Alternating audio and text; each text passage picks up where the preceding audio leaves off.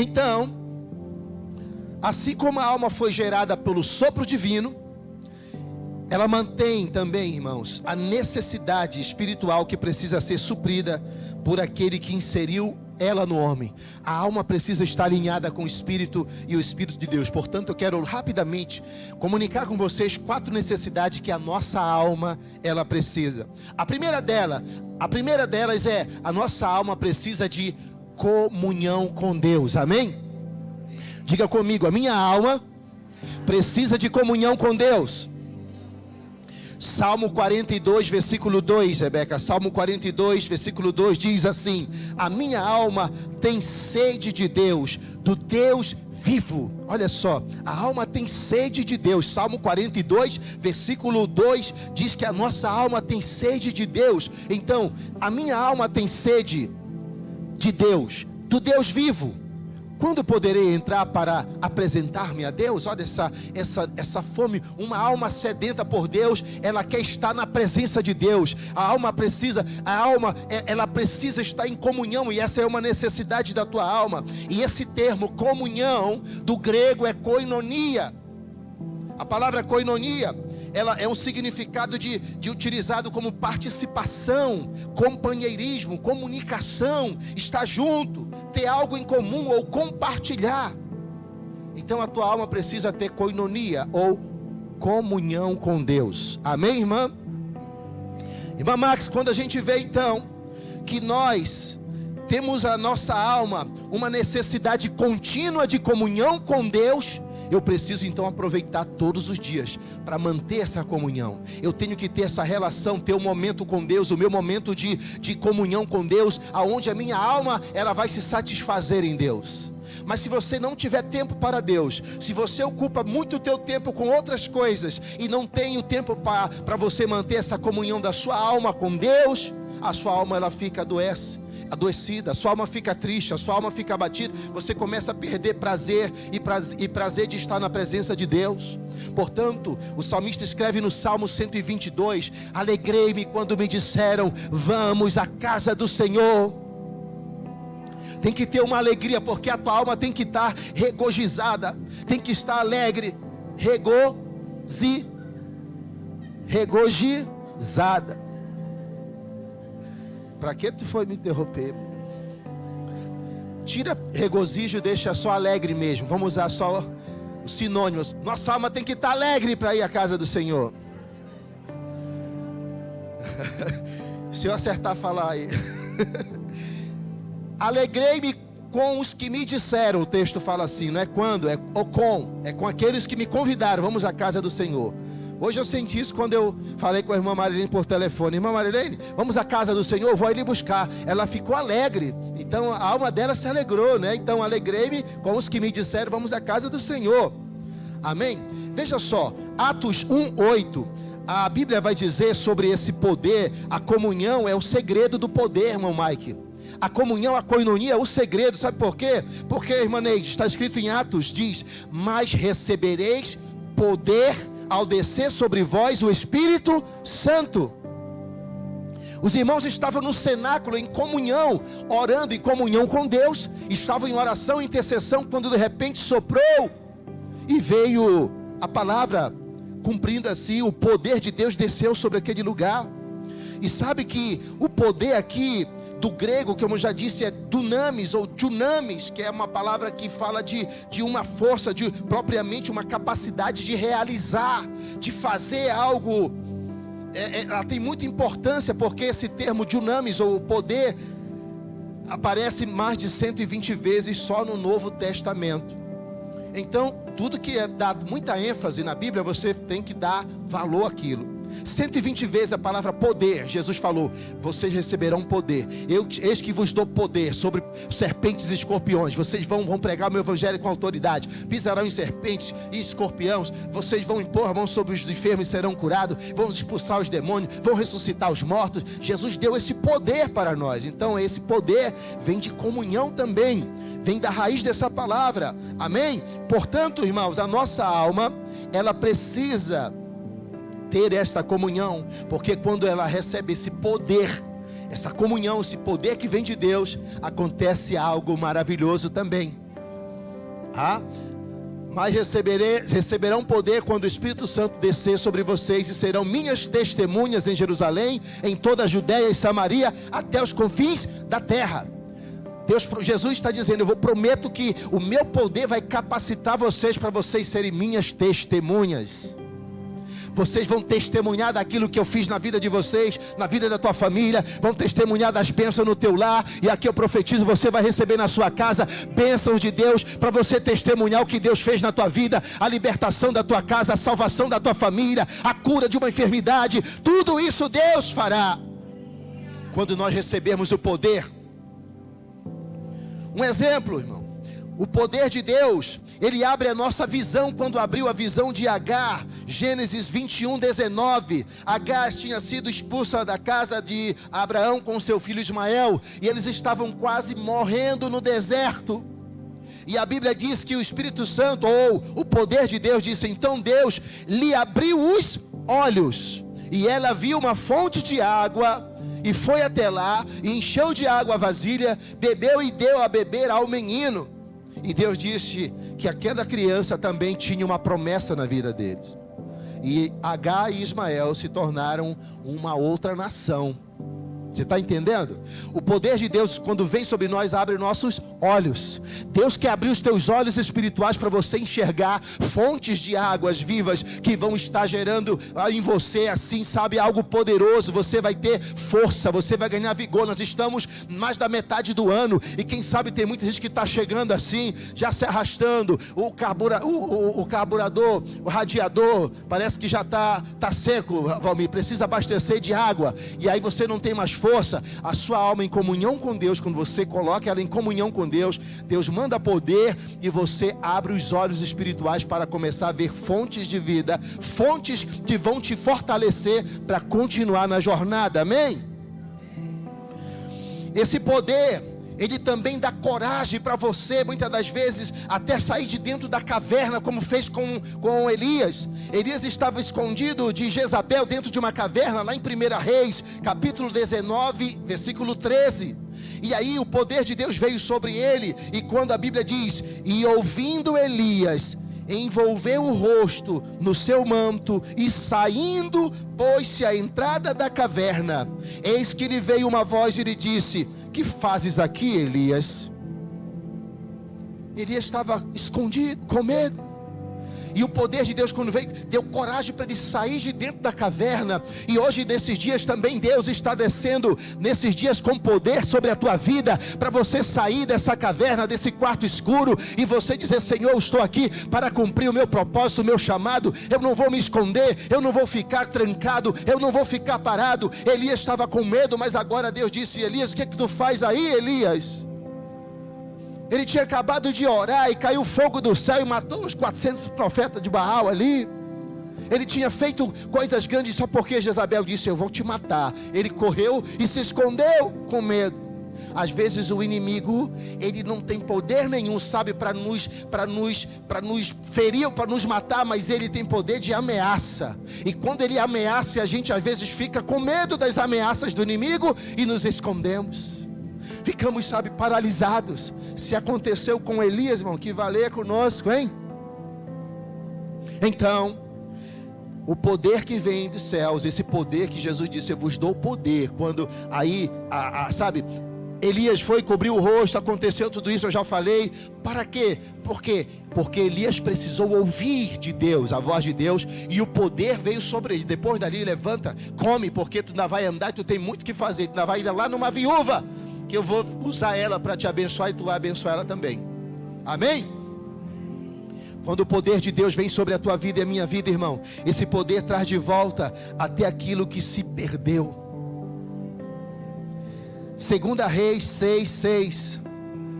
Os discípulos de Eliseu, aqueles jovens profetas que estavam construindo uma casa de profetas, eles emprestaram um machado. E o machado era uma ferramenta muito cara na época. E eles emprestaram esse machado, eles não tinham ferramenta, estavam cortando madeira. E de repente o cabo do machado quebrou, saiu o ferro e caiu na água. E o ferro afundou. E eles disseram: ai meu Deus, e agora que esse machado era emprestado? E agora, homem de Deus, como é que é? Caiu o ferro ali.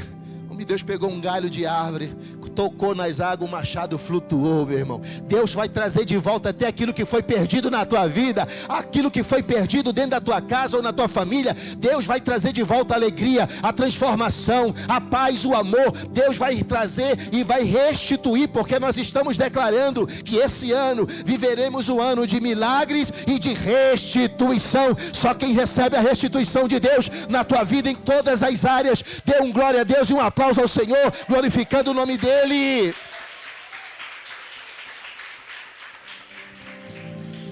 É isso que vai acontecer. Tudo isso, irmão, só por conta, quando a tua alma tem necessidade de comunhão e tu alinha ela em comunhão com Deus, acontece todas essas coisas. A comunhão gera o poder na tua vida, e o poder vai fazer tudo isso: abrir os teus olhos, fortalecer a tua fé, vai fazer você ter coragem e vai também restituir na tua vida de volta aquilo que foi perdido. A segunda necessidade que a nossa alma tem, pastor Ronaldo, é a necessidade de confiar no Senhor. Confiança. Hebreus capítulo 6, versículo 19. Confiar em Deus, confiar no Senhor. A Bíblia diz: temos essa consolação como âncora da alma, segura e firme, e que penetra até o interior do véu. Hebreus capítulo 6, versículo 19. Essa esperança mantém segura e firme a nossa vida, assim como a âncora mantém segura um barco. Ela passa pela cortina do templo, do céu, e entra no lugar santíssimo celestial. Então, necessidade de confiança em Deus. O verbo confiar do hebraico é bantar, que significa, é o mesmo sentido que significa sentir-se seguro, segurança. Confiança é segurança. E eu vinha conversando com a irmã Marilene, e ela falava algo que interessante. Ela disse: olha, irmão, nós precisamos de fé, confiança e o que mais? Falou uma terceira coisa, né? E eu disse: amém, é isso aí e muito mais, né? Ela já vinha trazendo a mensagem que Deus já tinha mostrado para ela, né? Ela disse: nós precisamos disso, é disso mesmo. Sabe por quê? Porque, irmão, sentir-se seguro e confiante é você estar despreocupado. Quem confia no Senhor não anda preocupado. A preocupação é você se ocupar com uma coisa que nem aconteceu ainda. É a preocupação. Mas confiança tira toda a preocupação e você fica seguro, como uma âncora segura, diz o texto. Essa esperança mantém segura e firme a nossa alma, a nossa vida, assim como uma âncora mantém seguro um barco. Amém? E por que, irmãos, precisamos confiar? Por que era uma necessidade? Porque nós temos uma necessidade, irmão, de confiar nas promessas de Deus, que são infalíveis para a tua vida, para a minha vida. Aqui existe dezenas, centenas de promessas. E às vezes, tu deixa de confiar nessas promessas para dar ouvido àquilo que alguém ou inimigo usou externamente para te falar, e tu deixa de acreditar numa promessa. Então a confiança, ela é necessária para você manter firme e as promessas infalíveis do Senhor. Que promessas são essas? Você precisa confiar, você tem que crer que Deus te deu a promessa de que você e eu somos mais que vencedores. Romanos 8,37 está escrito na palavra: em todas essas coisas, porém, somos mais que vencedores por meio daquele que nos amou. Qual é a dificuldade que tu tem de acreditar nessa promessa? Em todas essas coisas, que coisa? Todas as situações que tu está vivendo. No caso do contexto de Paulo, era escassez, era fome, era perseguição, era tudo que veio de contrário contra a vida dele. Ele diz: em tudo isso somos mais que vencedores por aquele que nos amou, por meio daquele. Essa palavra por meio é através daquele. Quem? Jesus Cristo, nosso Senhor. Por meio de Jesus nós somos mais que vencedores. Podemos dizer, Filipenses 4,13: tudo posso naquele que me fortalece. Amém, famílias? Glória a Deus. Então nós temos aqui essa palavra que também vai dizer que por meio da confiança eu tenho que ter a certeza, irmão Mike, de que Ele está comigo sempre. A sua alma tem que ter a certeza de que Jesus está sempre conosco, amém? Sempre contigo. E aí Jesus falou em Mateus 28:20, ele disse: eis que estarei convosco todos os dias até a consumação dos séculos. Foi a promessa dele. E muitas das vezes você duvida: Senhor, será que tu está comigo? Por quê? Falta confiança. Sua alma que está confiante, se ela está confiando em Deus, você tem essa promessa. E quando ele diz: eis que estarei convosco todos, essa palavra aí, o termos aqui do grego é passas, ou não é na passa, não, é passas, não é passa de comer, significa partes.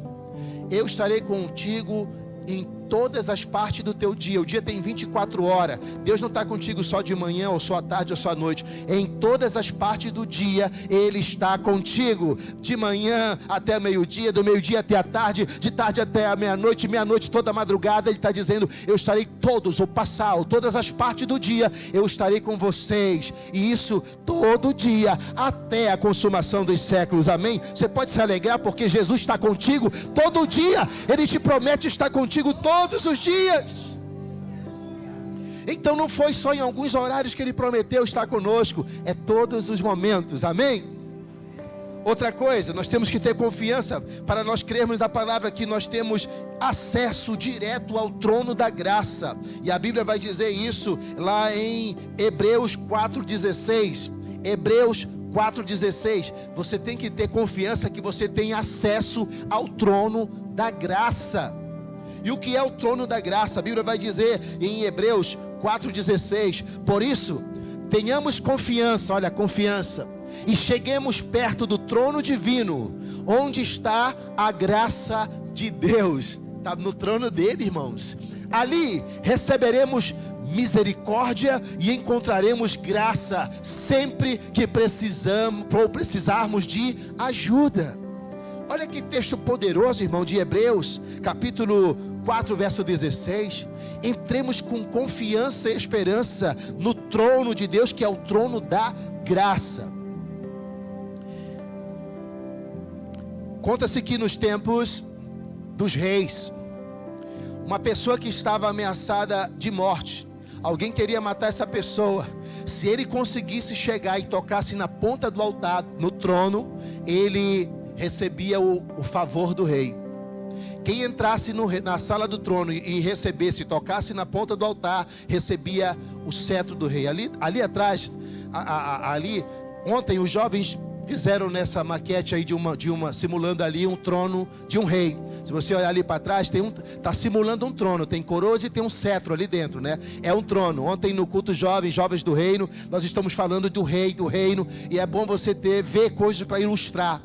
Então, lembram da história de Esté? Esté, quando ela entrou na presença de Assuero, o rei, ela arriscou a vida, porque ela entrou sem ser chamada na presença do rei. Ela poderia ser morta se ele não estendesse o cetro para ela. Mas ela jejuou, ela se consagrou, pediu para o povo jejuar, orou, jejuou 3 dias. Quando ela entra na presença do rei, os guardas, mesmo ela sendo rainha, não podia entrar sem ser chamada. E aí quando ela entra na presença do rei, os guardas já vão, a ordem era matar. Por quê? Poderia entrar qualquer pessoa para matar o rei, um exemplo. E aí quando os guardas olham para o rei, vê que é a rainha, mas tem que cumprir, porque era uma lei, o rei estende o cetro para ela. E ela recebe o favor do rei. E ela pode chegar, e ele disse: minha rainha, por que tu arriscou a tua vida para vir aqui? Deve ser algo muito importante. Pede-me, se tu pedir até a metade do meu reino, eu te dou. O que tu queres? Ela: meu rei, só quero um decreto para você me ajudar aí numa situação. O favor do rei, a Bíblia está dizendo, você tem acesso ao trono da graça, você tem acesso perto do trono divino, onde está toda a graça de Deus. O que é a graça? Favor imerecido. Graça não é merecimento, graça é favor imerecido. Então, meu irmão, minha irmã, quando você precisar de algo, do favor do rei, entre no trono da graça por meio da oração.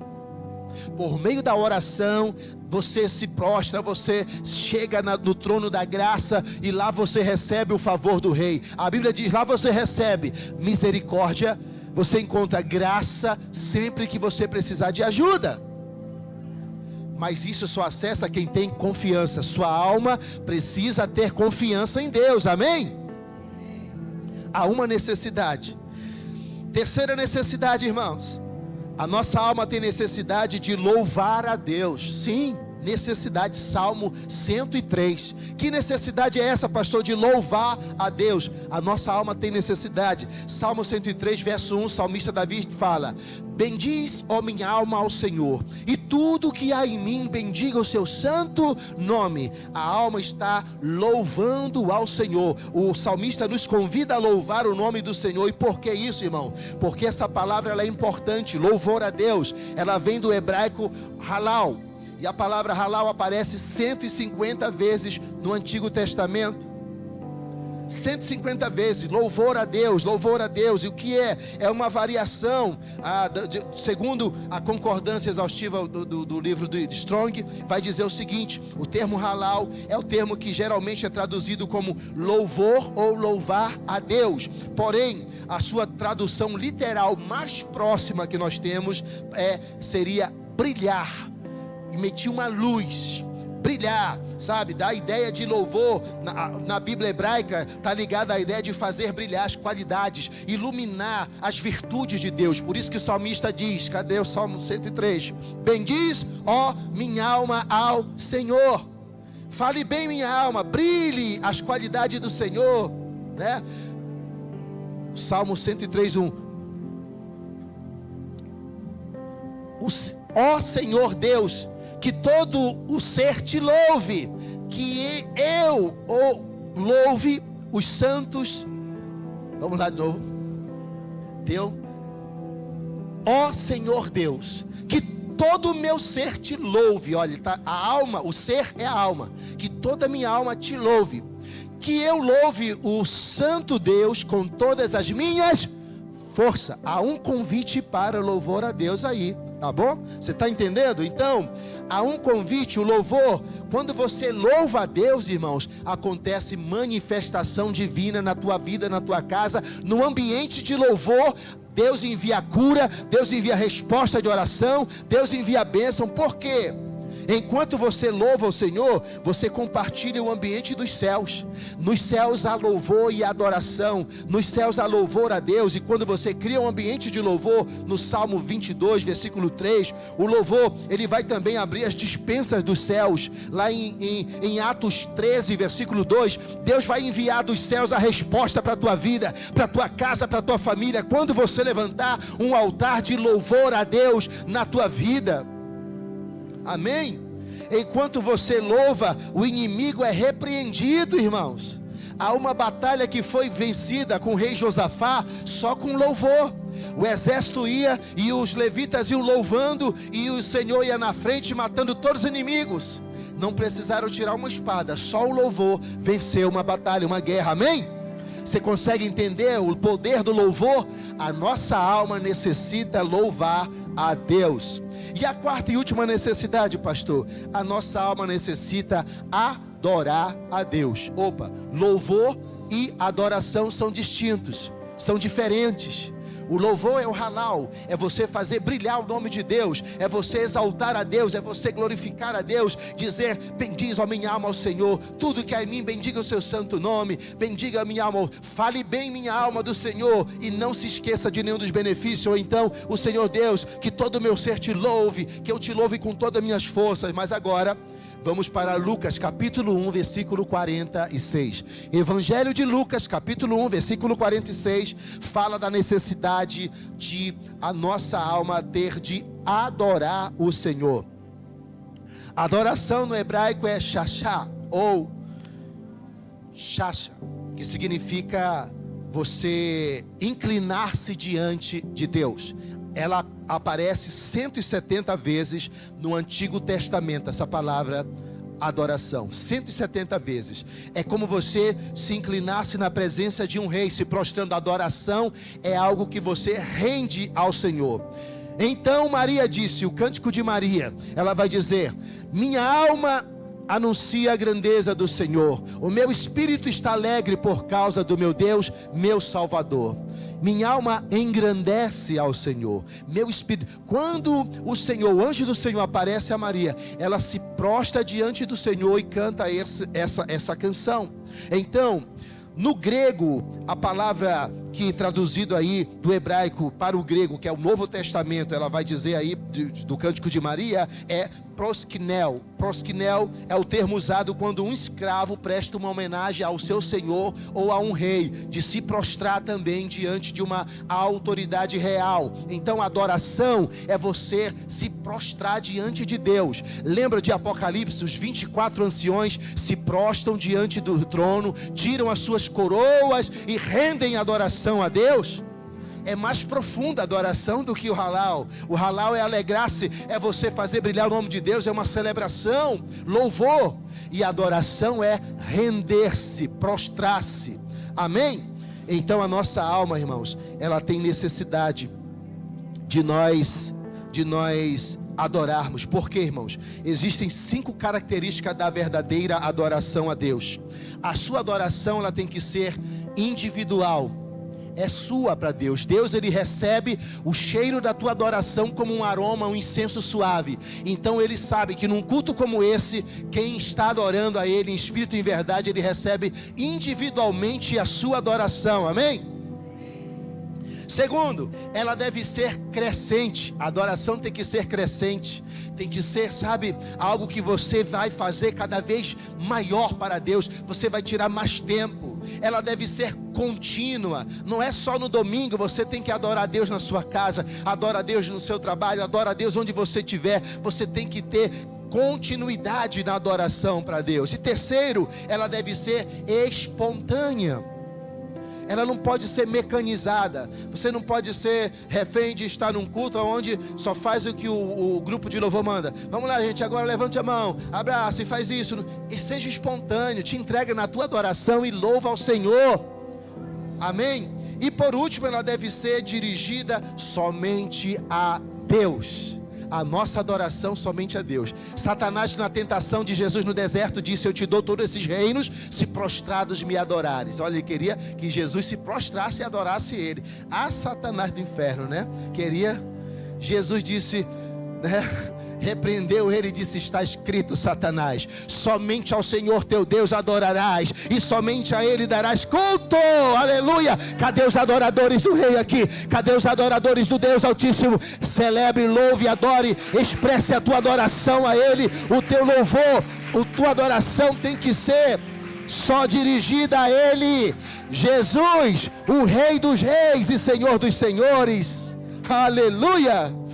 Então, irmão, a nossa alma tem essas necessidades que precisam ser satisfeitas, não só com palavras, mas com atitudes. Não só com palavras ou coisas carnais e fúteis, mas ela precisa ser suprida direto de uma fonte inesgotável, que é a palavra de Deus, o alimento para a sua alma. A Bíblia diz, quando Satanás tentou Jesus: tu és o Filho de Deus, transforma essas pedras em pães. Jesus disse: nem só de pão viverá o homem, mas de toda palavra que sai da boca de Deus. Eis essas palavras aqui, irmãos. Eis essas palavras aqui. Toda a Bíblia é a palavra que saiu da boca de Deus para com seus profetas, para com aqueles que escreveram, inspirados pelo Espírito Santo. Aqui está a sua palavra de alimento diário. A sua alma tem fome, não só de comida, não só de prazer carnal, mas a sua palavra, a palavra de Deus, ela também é um alimento para a sua alma.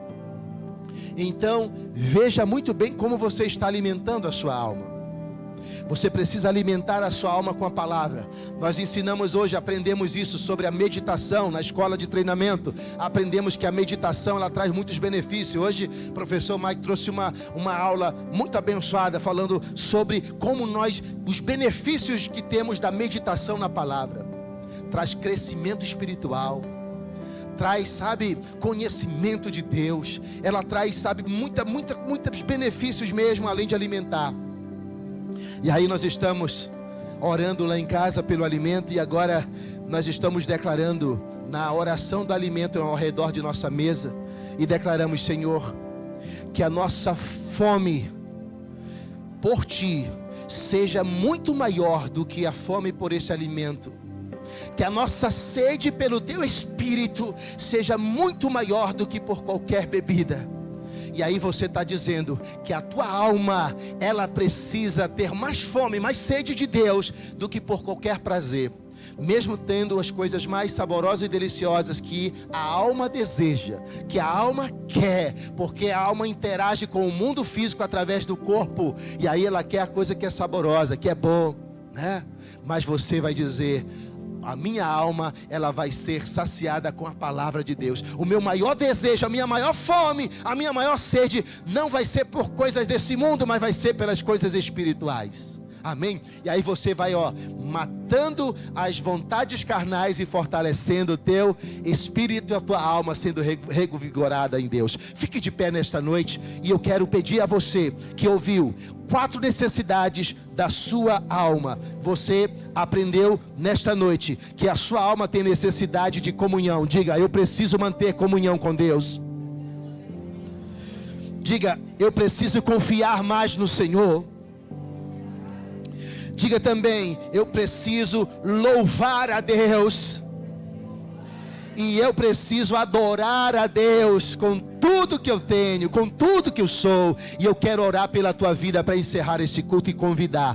De repente está aqui entre nós alguém que quer entregar sua vida para Jesus. Tem alguém que gostaria de entregar a vida para Jesus? De receber Jesus como Senhor e Salvador? Alguém que ainda não teve um encontro com Deus e gostaria que a sua alma fosse alinhada a esse projeto das 4 necessidades que ela tem? Ou alguém que quer renovar sua aliança, reconciliando com Deus? Hoje é noite de reconciliação. Eu quero orar por você, para que nós ligarmos Mateus 18:18. Tudo aquilo que ligardes na terra será ligado nos céus.